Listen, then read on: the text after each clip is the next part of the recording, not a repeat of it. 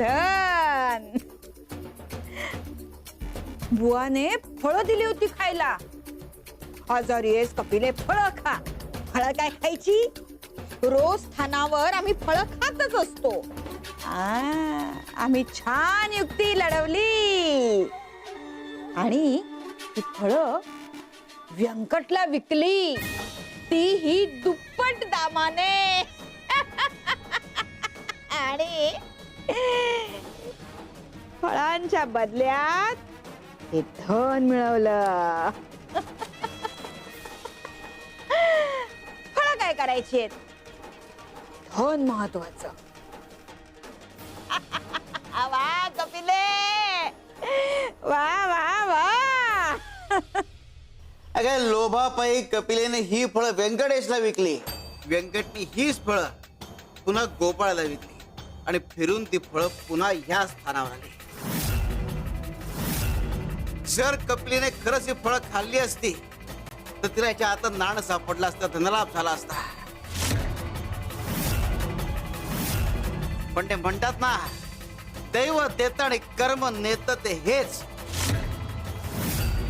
तिच्या लोभी स्वभावामुळे तिने हे धन गमावलं.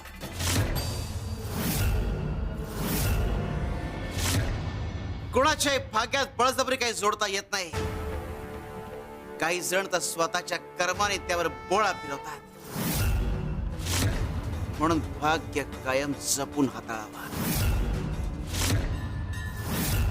भाग्य लबाडालाही हुलकावणी देतं आणि भोळ्या व्यक्तीलाही.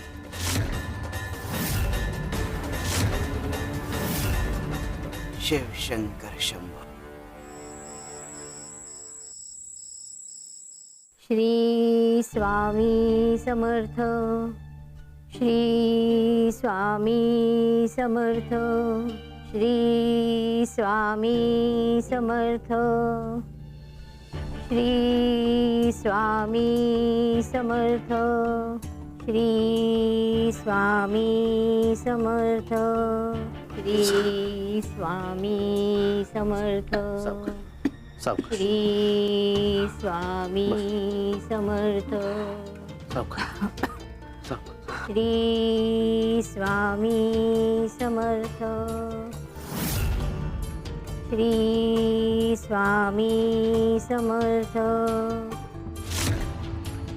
श्री स्वामी समर्थ.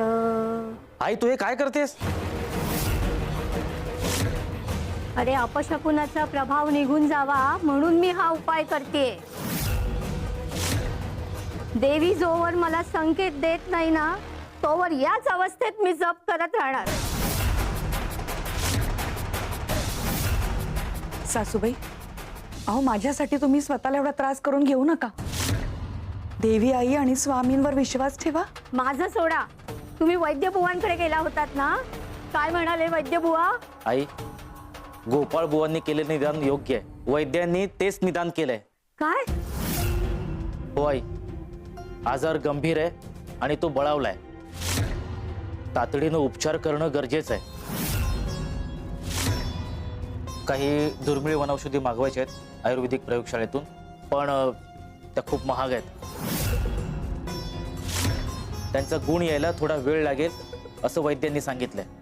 पण वैद्यबुवा हेही म्हणालेत की सोलापूरच्या नामांकित वैद्यांशी बोलून काही परदेशी औषधं मागवावी लागतील आणि त्यासाठी खूप खर्च आहे. पण आई, आपण तो सगळा खर्च करूया. श्री स्वामी समर्थ. अहो माझं ऐकाल का? हे बघा, मी अशीच बरी होईन. माझ्यासाठी एवढा खर्च वगैरे करायची काही गरज नाही. हे बघ राधा, खर्चाची चिंता तू करू नकोस. आणि आई, आपली परिस्थिती ठीक आहे, आपलं सगळं भागतंय, आपल्याला खाण्यापिण्याची ददात नाही. पण हा जास्तीचा खर्च करण्याची तजवीज आपल्याकडे नाहीये. त्यासाठी आपल्याकडे मुबलक पैसाही नाहीये. मागच्या 2 वर्षात जे पीक घेतलं त्याचा पैसा व्यापाऱ्याकडून आपल्याला आलेला नाहीये. अरे रघुनाथा, दागिने गहाण ठेवू, पैसे उसने घेऊया आपण. बाकीचं सगळं नंतर, पण आधी उपचार व्हायला हवा.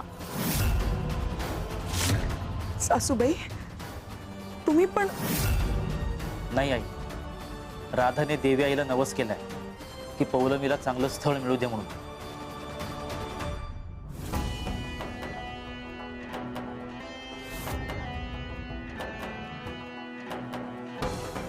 आता देवीला चढवलेले दागिने आपण गहाण ठेवू शकत नाही. मग आता काय पर्याय आहे? आता घर आणि शेत जमीन गहाण ठेवावी लागेल.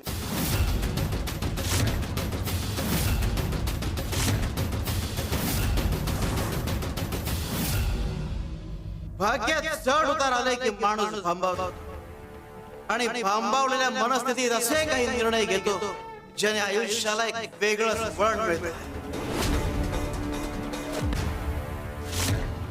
नाही नाही सासूबाई, हे बघा मला हे मान्य नाही.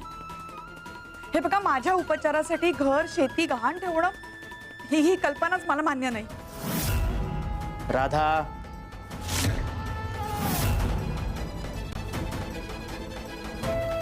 अगं पण राधा, आता आपल्याकडे दुसरा पर्याय नाहीये. तुझं आरोग्य आधी, बाकी सगळं नंतर. अगं उपचार होणं महत्वाचं. माणूस जगला की कर्ज शेती घर सगळं फेडून सोडवता येतं. नाही नाही असं काही करायचं नाही.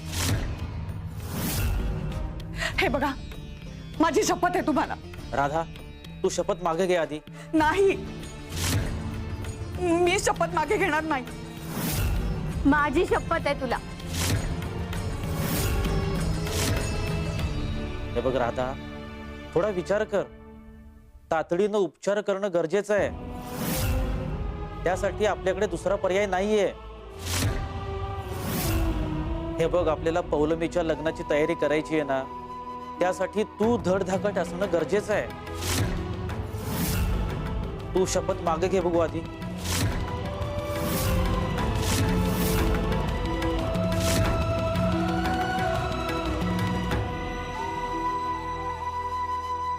आई, मला तुझी अशी अवस्था बघवत नाहीये ग. थांब, मी तुझी दृष्ट काढते. आल्या गेल्याची, बाहेरच्यांची, भूताकेतांची, शेजाऱ्या पाजाऱ्यांची, ज्याची कोणाची नजर लागली असेल ती जळून जाऊ दे.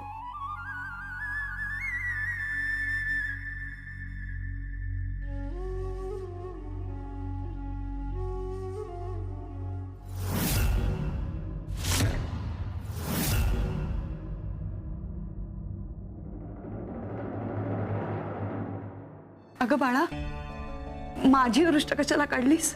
लहानपणी मी आजारी पडले तर तू असंच करायचीस ना आई. आज मी करते तुझ्यासाठी. होईस ग बाळा.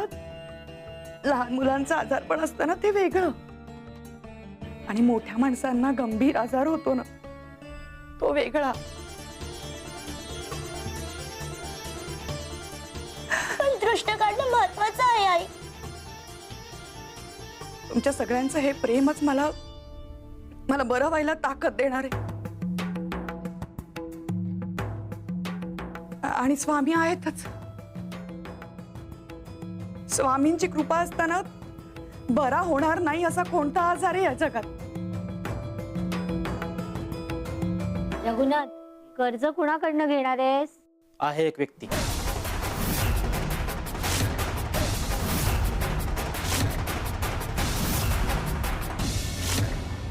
श्री स्वामी समर्थ. श्री स्वामी समर्थ. श्री स्वामी समर्थ. श्री स्वामी समर्थ.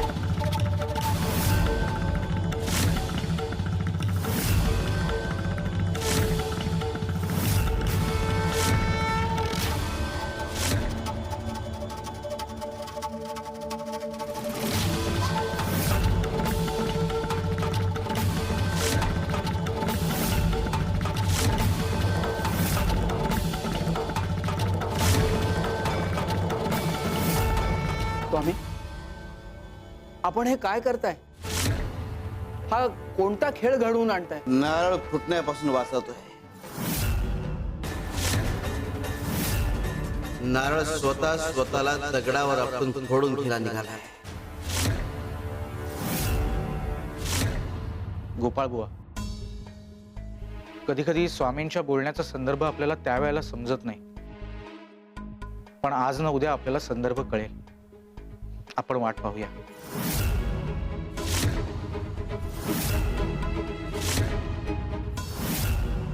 शिव शंकर शंभो.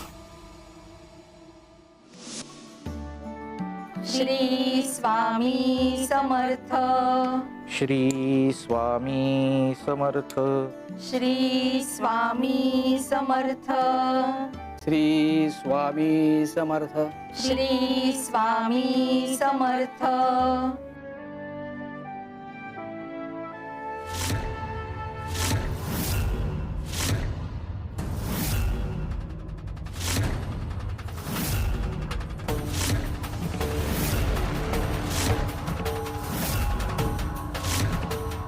काय झालं? सगळे असे एकटक का बघताय माझ्याकडे? कधी पाहिलं नाही का मला की मला शिंग आलेत आता? हा? अहो, तुम्ही तुमचं नुकसान करून घेतलं म्हणून आम्हाला सगळ्यांना दया येते. दया का? आणि मी काय नुकसान करून घेतलं माझं? स्वामींनी तुम्हाला फळं दिली होती ना आज.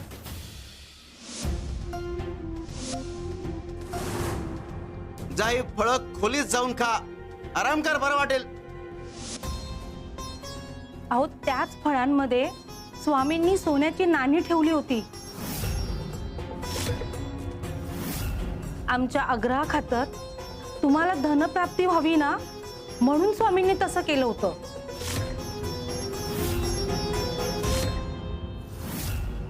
थट्टा करताय ना माझी?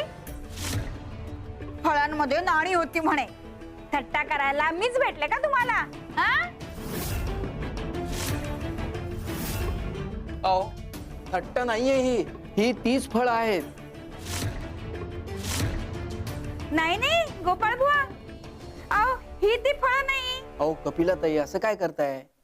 ही फळं मी व्यंकटकडून विकत घेतली.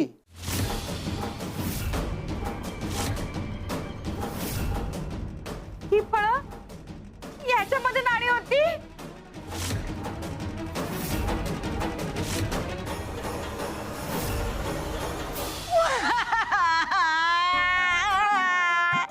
स्वामी, तुम्ही नेहमी असं करता.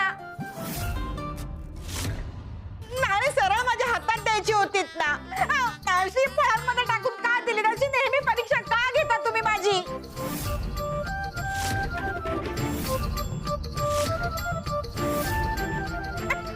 कपिले, आम्ही दिलेली फळं तू विकलीस? तुझ्या दुर्दशेला, दुःखाला तू स्वतः जबाबदार आहेस.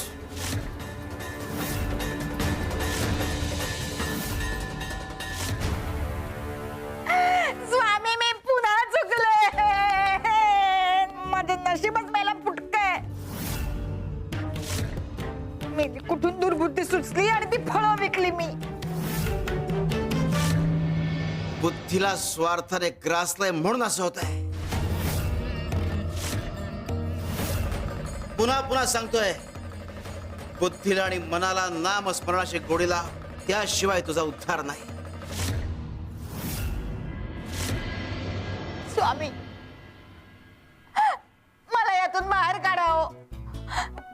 माझं मन नेहमी विचलित होतं. तुम्ही सांगाल ना तसं मी आता करते. तुम्ही ध्यान कर म्हणालात ना, मी ध्यान नक्की करते. पण स्वामी, मी ध्यानाला बसले ना की चित्त स्थारावर राहत नाही हो. नामस्मरण सुरू केलं ना की माझ्या समोर ना महाल, पैसा, तिजोरी असं सगळं सगळं येत बसतं आणि मग माझं नामस्मरण होत नाही. अहो, हेच तर ना कपिलाताई, अहो धनसंपत्तीचा मोह तुम्हाला अजून सुटलाच नाही, म्हणून हे असं होतंय. ध्यानाला बसलीस की तिजोरीचा विचार करायचा नाही. मग बघ तुझे प्रश्न कसे पटापट सुटतील.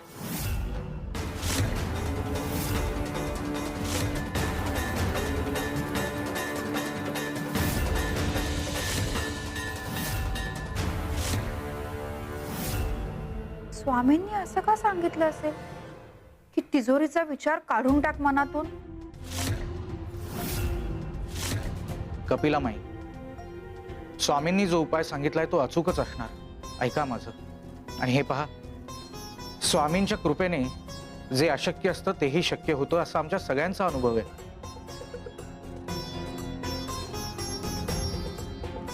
तुम्हीही करून पहा, सगळं नक्की नीट होईल.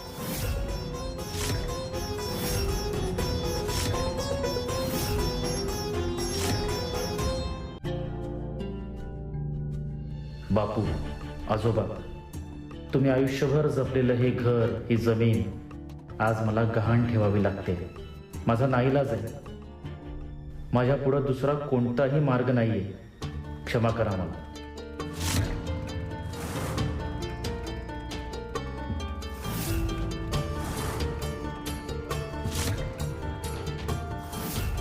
काल तर हा रस्ता व्यवस्थित आणि सपाट होता. आज अचानक खड्डा कुठून आला?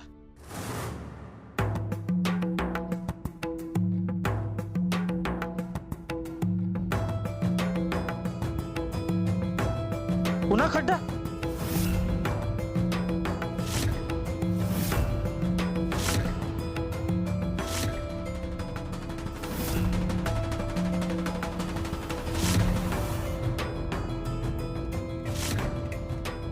हे काय चाललंय काय? मागे वळून बघतो तर काहीच दिसत नाही. पुढे बघतो तर परत खड्डा. हा भुताटकीचा प्रकार आहे की माझ्या मेंदूवर परिणाम झालाय. श्री स्वामी समर्थ, श्री स्वामी समर्थ, श्री स्वामी समर्थ. शिव शंकर शंभा.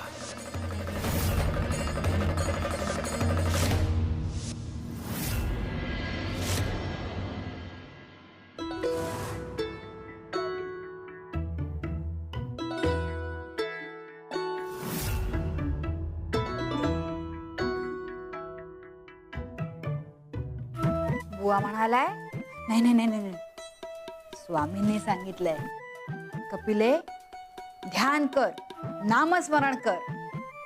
स्वामींच्या मनासारखं करतो आम्ही, म्हणजे स्वामी खुश होतील आणि आम्हाला जे हवंय ते देतील. त्यामुळे स्वामींच्या मनासारखं वागायला हवं. नामस्मरण, लक्ष नामस्मरणावर. लक्ष विचलित होऊ द्यायचं नाही कपिले. कपिले लक्ष तिजोरीकडे द्यायचं नाही. श्री स्वामी समर्थ, श्री स्वामी समर्थ, श्री स्वामी समर्थ.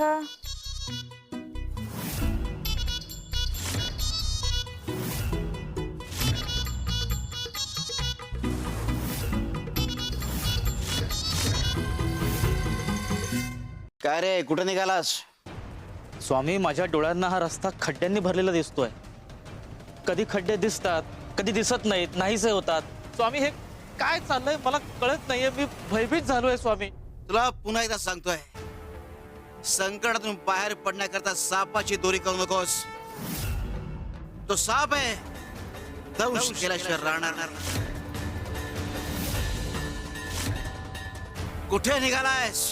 स्वामी, राधावर उपचार करायचे, त्यासाठी व्यंकट सावकाराकडे कर्ज घ्यायला निघालो.